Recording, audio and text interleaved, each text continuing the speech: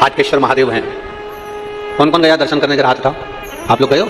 रखिए। आप सभी को नमन है जो आप बाबा के दर्शन करें।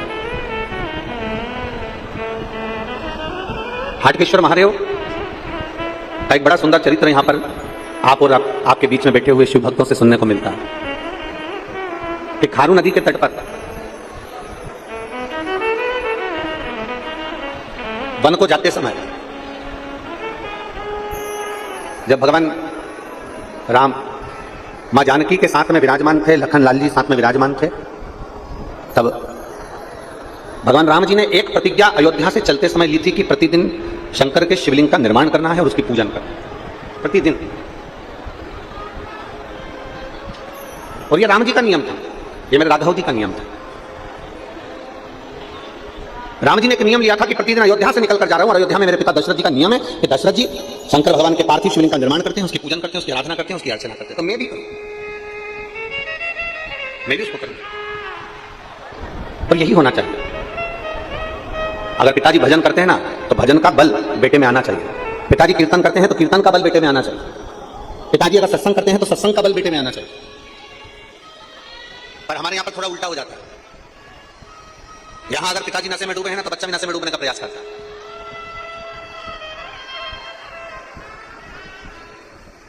पर मैं छत्तीसगढ़ सरकार को, छत्तीसगढ़ की पुलिस प्रशासन को, छत्तीसगढ़ की पुलिस प्रशासन को धन्यवाद देता हूं कि कहीं पर कोई प्रदेश की पुलिस एक नियम संचालित नहीं करती, पर छत्तीसगढ़ की पुलिस ने एक नियम संचालित कर रखा है, नशा मुक्ति के लिए बहुत जागरूकता कर रखी है छत्तीसगढ़ पुलिस। नशा मुक्त करने के लिए छत्तीसगढ़ पुलिस कहीं ना कहीं अपनी अपनी जागरूकता अभियान चलाती रहती है और बहुत साधुवाद है उसको, बहुत साधु, धन्यवाद। शिव महापुराण की कथा कर रही है। पिताजी सत्संग में डूबे हैं तो बेटे को सत्संग में जाना चाहिए।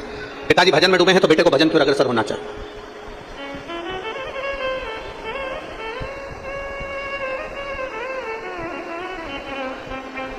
एक निवेदन है आप लोगों से, अगर आप लोग स्वीकार करें तो बहुत अच्छी बात है। अमलेश्वर के सभी शिव भक्तों से निवेदन है, अपने साथ में पानी की 2-2 बाटल लाए हो कि नहीं लाए हो? जम के बोलो जरा, लाए हो? तो आपके पास में अगर कोई पानी बांटने आ रहा है तो उनसे कहिए ये धूप में जो पब्लिक खड़ी हुई है पंडाल के बाहर, आप पानी अंदर देने की जगह उनको दीजिए। बोल सकते हो? जम के बोलो जरा। 7 दिन की कथा है। यजमान परिवार कथा करा रहा है। श्री पवन जी खंडेलवाल हुए, सागर खंडेलवाल हुए, विशाल खंडेलवाल हुए, श्री मोनू साहू जी हुए, ये सब मिलकर कथा करा रहे हैं। इसलिए करा रहे हैं कि आप कथा को ग्रहण करो।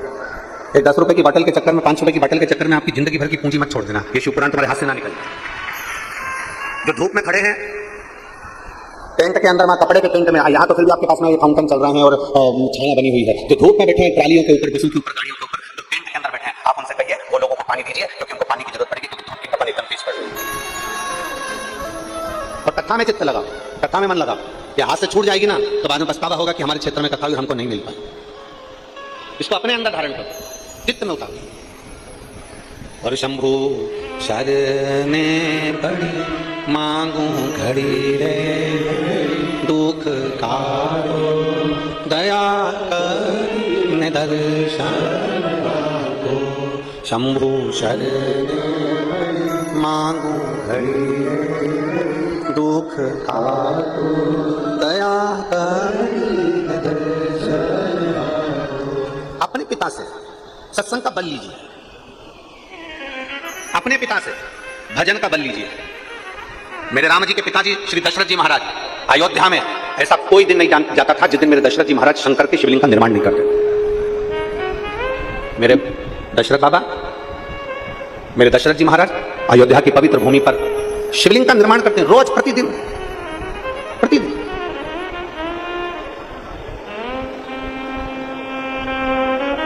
और भगवान शंकर से रोज प्रार्थना करते, रोज प्रतिदिन। जब अयोध्या से मेरे राम जी वनवास के लिए जा रहे हैं, माता कौशल्या जी ने राम जी से पूछा कि राम, अयोध्या से जाते समय तुम कुछ लेकर जाओगे क्या? अयोध्या से तुम जा रहे हो तो कुछ लेकर जाओगे राम? तुम कुछ ले जाओगे? मेरे राम जी का उत्तर प्रत्येक सनातनियों की बुद्धि में होना चाहिए। अवध के राजा राम जी का उत्तर प्रत्येक सनातनियों की बुद्धि में होना चाहिए। राम जी से कौशल्या मैया पूछ रही है कि तुम वन में जा रहे हो तो राम तुम कुछ लेकर जाओगे? राम जी कहते हैं, मां, अयोध्या से जाते समय केवल 2 चीजें लेकर जा रहा हूं, एक अपनी मातृभूमि की रज और दूसरा अपने हृदय में जनमानस के कल्याण का संकल्प। एक अपनी मातृभूमि की रज, एक अयोध्या की रज और एक संपूर्ण विश्व के कल्याण का संकल्प। आप में, हम में और राम जी में बहुत अंतर है। राम जी अयोध्या से जाते हैं तो रज लेकर जाते हैं और संकल्प लेकर जाते हैं कि विश्व का कल्याण हो, और आप और हम जब कहीं जाते हैं तो ये विचार कर जाते हैं कि अपने साथ में बैग में सामान रख लो, खाने पीने का सामान रख लो, थोड़ा बहुत सामान जोड़ के रख लो, और संकल्प लेकर जाते हैं कि अपना भला हो, बाकी का दूसरे को जाने।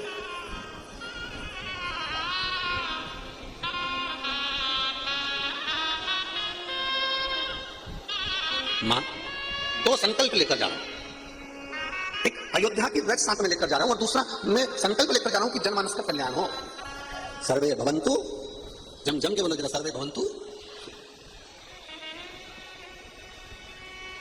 ये संकल्प लिया है राम जी, और जो दूसरे का संकल्प लेकर जाता है कि मुझे भला करना है, मुझे विश्व का कल्याण करना है, मुझे संपूर्ण विश्व का उद्धार करना है, मुझे अपने आप को भी बदलना है और जनमानस को भी बदलना है, अपने आप को भी बदलूंगा और जगत को भी बदलूंगा, तो निश्चित है एक ना एक दिन घड़ी, पल, नक्षत्र, समय आता ही है और व्यक्ति भी बदलता है और समय भी बदलता है, बदलना होता ही है, बदलाव।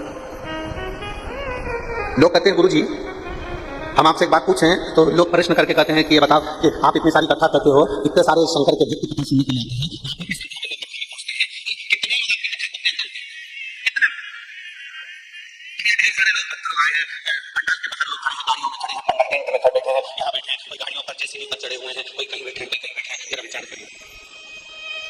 गुरु जी इतने सारे शिव भक्त आते हैं, इतने सारे शंकर के भक्त में कितने भक्त हैं जो आपकी कथा को अंदर उतारते हैं?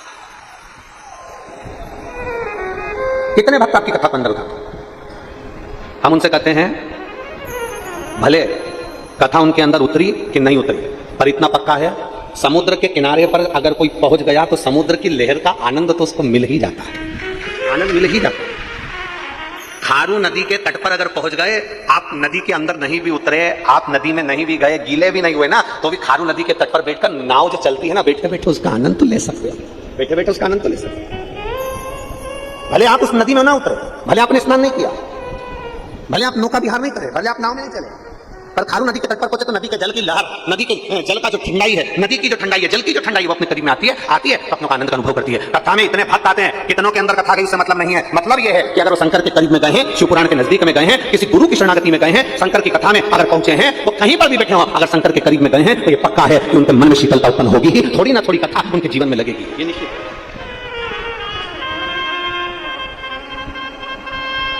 वो जो मौन हो गया, आनंद में होकर जो कथा का रसपान ग्रहण करता है, उसकी झोली मेरा महादेव भरता ही, उसकी झोली महादेव भरता है। एक पत्र है देखिए,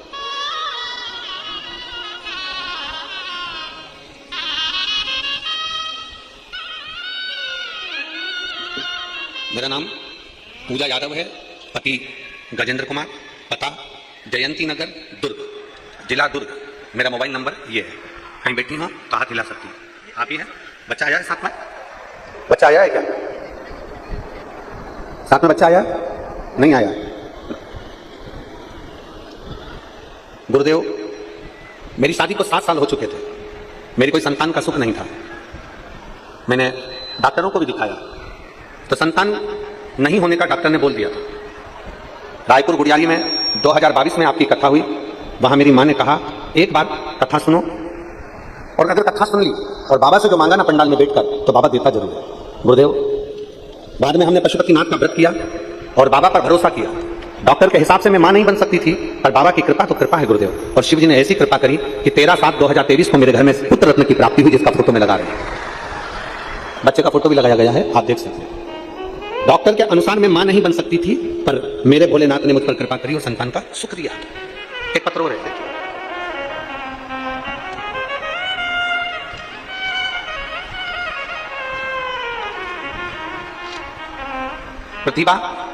प्रतिभा ध्रुवे, मोबाइल नंबर यह है, निवासी है रायपुर के, कहीं बैठी हो तो हाथ हिला सकती हैं। प्रतिभा ध्रुवे, अगर कहीं बैठी हो तो हाथ हिला सकती हैं। प्रतिभा ध्रुवे रायपुर की निवासी है, आप ही हैं, हाथ हिलाओ एक बार। बच्चा लाए हो? हाँ लिया। मैं प्रतिभा ध्रुवे रायपुर की निवासी हूं, मेरा मोबाइल नंबर यह है। मैं बाबा का क्या वर्णन करूं गुरुदेव। मेरी शादी को 8 साल हो गए थे, हमने कई डॉक्टरों का इलाज करवाया और ऐसी कोई पूजन नहीं थी जो हमने ना कराई, यहां तक कि हम टेस्ट बेबी भी करा चुके थे, पर संतान का सुख नहीं था। डॉक्टरों ने कह दिया था कि अब तुम्हारे यहाँ औलाद नहीं हो सकती। टेस्ट भी कराने के बाद भी हमारी जब संतान का सुख नहीं हुआ था, मेरी माता जी ने आपकी कथा सुन रखी टीवी पर, और मेरी माता जी ने कहा कि अब एक काम करके तू सफेद आंकड़े की जड़ का प्रयोग कर। और सफेद आंकड़े की जड़ का प्रयोग किया, रोज शंकर जी के मंदिर में जल चढ़ाती, 1 लोटा जल चढ़ाकर उसका पानी का आचमन कर लेती। 6 महीने हो गए थे गुरु जी जड़ को बांधे हुए, पर कोई संतान नहीं हुई। 6 महीने में जब संतान नहीं हुई तब आखिरी में मैंने सोचा कि अब जड़ को खोल देती हूँ। जड़ को खोल दिया, दूसरी जड़ बांधी, और दूसरी जड़ बांधने के बाद मैंने बाबा से कहा, बाबा वो सीहोर वाला महाराज कहता है कि संतान जरूर होती है, तो मेरी झोली कैसे खाली रख देगा? बाबा मेरी बात न रखे तो कम से कम वो सीहोर वाले महाराज की तो बात रख। और बाबा की ऐसी कृपा हुई गुरुदेव कि मैंने दूसरी बार जड़ बांधी, और बाबा की कृपा से मेरा गर्भ ठहर गया, और बाबा की कृपा से मेरे घर में संतान की प्राप्ति 8 वर्ष के बाद हुई है। मैं बाबा को धन्यवाद देने के लिए आई।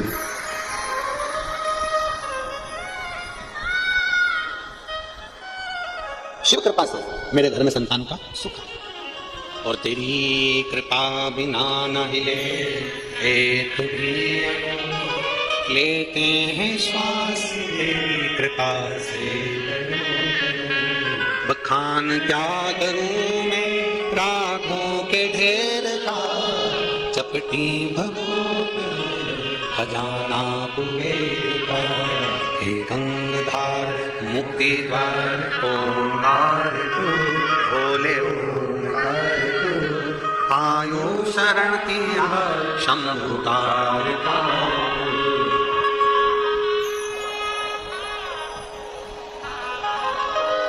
कितनी कृपा, आपने अपना जीवन पूरा समर्पित कर दिया, पूर्ण समर्पण।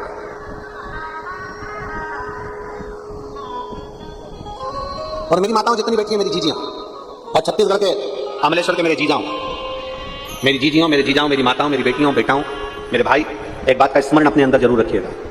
आपने अगर विश्वास रखकर कोई कार्य किया है, 1 लोटा जल भी अगर आप शंकर जी पर विश्वास और भरोसा रखकर चढ़ा रहे हो, तो निश्चित है वो जल आपका काम जरूर करेगा। 1 लोटा जल अगर शंकर जी को समर्पित कर रहे हो और विश्वास रखकर कर रहे हो, तो जल आपको लगेगा, वो जल आपके ऊपर कार्य करेगा। एक पत्र और देखिए,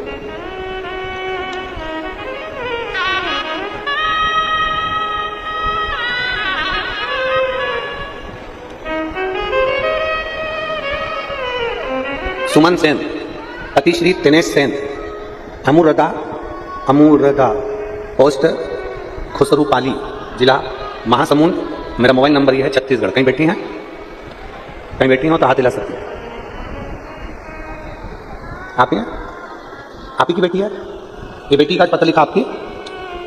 मैं सुमन सेन, पति दिनेश सेन, अमूरदा, पोस्ट खुसरूपाली, जिला महासमुंद, छत्तीसगढ़। हाथ हिला दो एक बार। आ जाइए, बेलपत्र ले जाना, जाओ। मेरी सुपुत्री लक्ष्मी सेन, जिसकी उम्र 12 वर्ष है, जिसका फोटो में लगा रही हूँ। आप लोग फोटो एलईडी पर, आस्था चैनल पर इस बच्ची का फोटो देख सकते हैं, टीवी पर उस बच्ची का फोटो देख सकते हैं। मेरी पुत्री लक्ष्मी सेन, जिसकी उम्र 12 वर्ष है, जिसका जन्म 7 माह में हुआ था, तब से उसके शरीर को कमजोरी हो गई। तब से उसे अभी तक 11 वर्ष तक लगातार उसको ब्लड चढ़ता रहा। हर महीने उसको एक बीमारी हो गई थी, बीमारी के कारण उसको हर महीने ब्लड चढ़ता था। ऐसा कोई महीना नहीं जाता था जिस समय उसको ब्लड नहीं चढ़ा। 11 वर्ष निकल गए, और आपकी कथा हमने पहली बार 2023 में सुनना प्रारंभ करी, और सुनकर हम सीहोर गए, वहां से रुद्राक्ष लाए, और रुद्राक्ष लेकर आके उसको तांबे के कलश में गलाकर उस रुद्राक्ष का जल बेटी को देना प्रारंभ करा। और जब हम बेटी की 11 वर्ष तक उसको ब्लड चढ़ता रहा, और 2023 में पहली बार हम सीहोर जाकर रुद्राक्ष लाकर उसका जल उसको पिलाना प्रारंभ करा, और शंकर जी के मंदिर में चढ़ा हुआ जल उसको देना चालू करा। बाबा की कृपा से आज 1 साल हो गया, बेटी को ब्लड चढ़ाने की जरूरत नहीं पड़ी, उसका शरीर ठीक। ये शिव तत्व है। और तेरी कृपा बिना न हिले एक भी लेते हैं श्वास तेरी कृपा से। बखान क्या करूं मैं राखों के घेर का, चपटी खजाना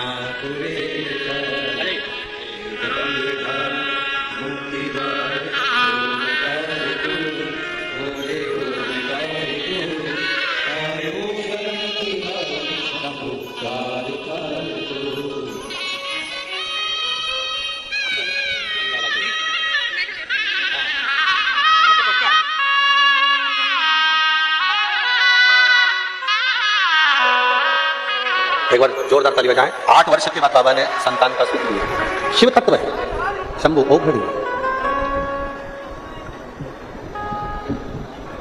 और भरोसा हो, वो कहते ना, हम तो बाबा के भरोसे चलते हैं, हम तो बाबा के भरोसे चलते हैं। ये दुनिया वाले चलते हैं, ये दुनिया वाले चलते हैं, हम तो बाबा के भरोसे चलते हैं, हम तो बाबा के भरोसे चलते हैं। आश्रित हो जाओ उसमें, और पूर्ण आश्रित। शंकर जी के मंदिर में नारियल फूटता है क्या? जम के बोलो सब, शंकर जी के मंदिर में नारियल फोड़ा जाता है? नहीं,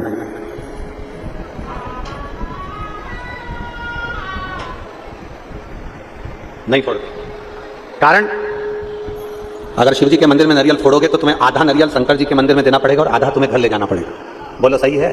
हनुमान जी के मंदिर में नारियल फोड़ते हो तो इतना सा नारियल तोड़ के हनुमान जी को चढ़ा दे, तो बाकी का सब चक्कू से निकाल के खा जाते।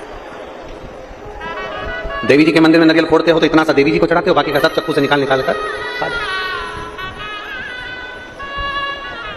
शंकर जी के मंदिर में जो चावल चढ़ता है, अक्षत चढ़ता है, ढेर सारा नहीं चढ़ता, एक चावल का दाना चढ़ता है, वो भी टूटा नहीं चढ़ता, आखा चढ़ता है, साबुत। एक दाना चढ़े पर अक्षत पूर्ण चढ़े, एक बेलपत्री चढ़े पर वो पूर्ण चढ़े, खंडित ना हो। एक पुष्प चढ़े पूर्ण समर्पण से चढ़े, पूर्ण समर्पण से। बेलपत्र भी चढ़े तो आधी अधूरी ना चढ़े, नारियल भी चढ़े तो आधा अधूरा ना चढ़े, फूल भी चढ़े तो आधा अधूरा ना चढ़े। और यहाँ शिव महापुराण की कथा कहती है, अगर शंकर को जल चढ़ाने के लिए भक्त भी अगर रहे हैं,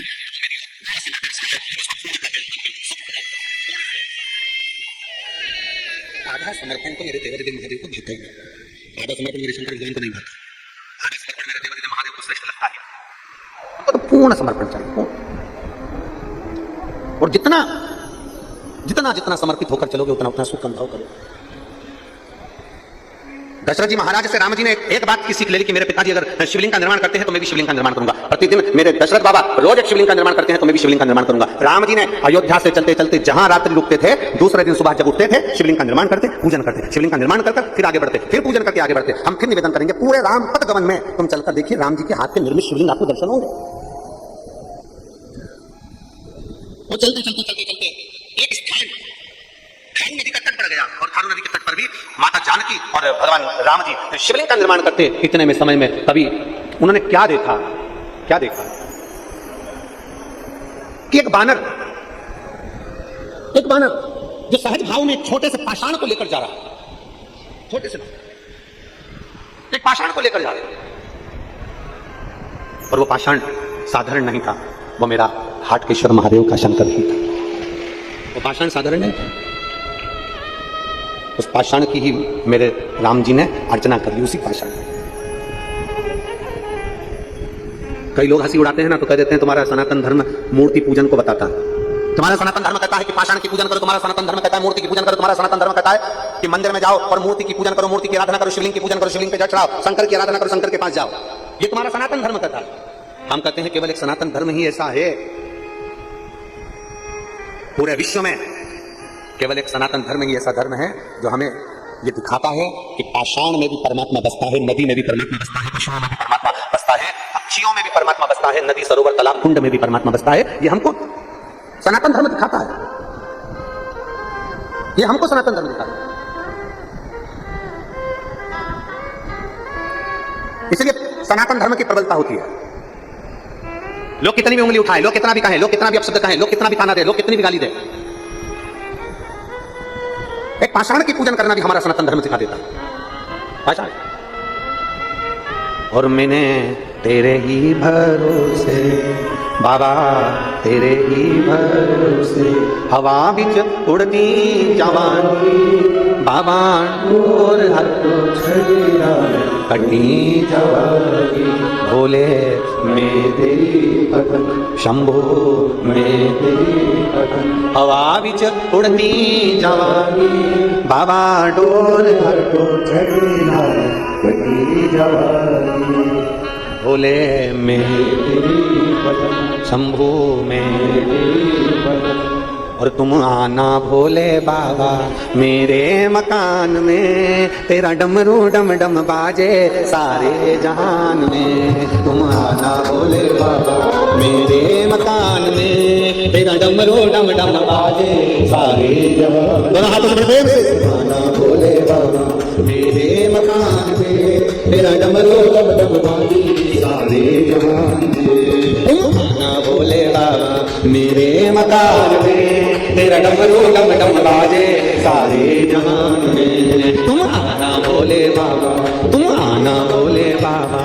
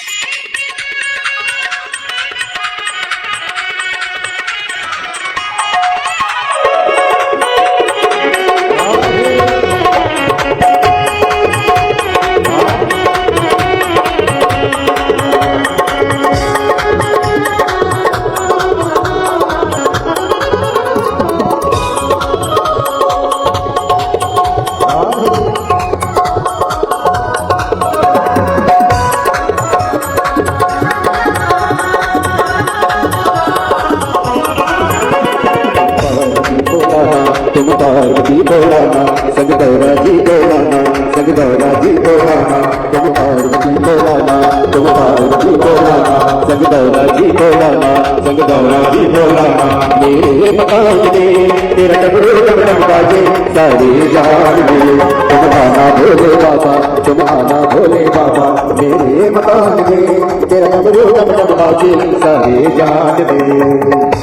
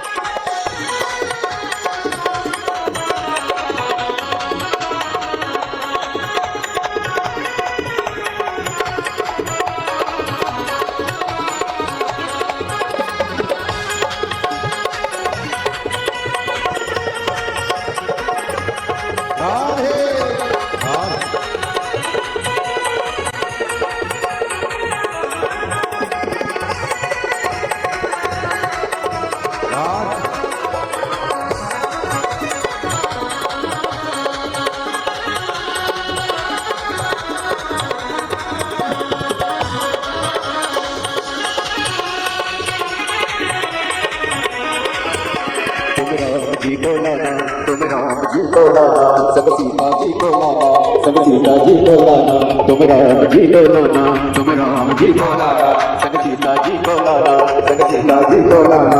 मेरे मकान में तेरा डमरू डम डम बाजे सारे जहान में। तुम आना भोले बाबा, तुम आना भोले बाबा मेरे मकान में तेरा कमरे लगन बाजे सारी जान दे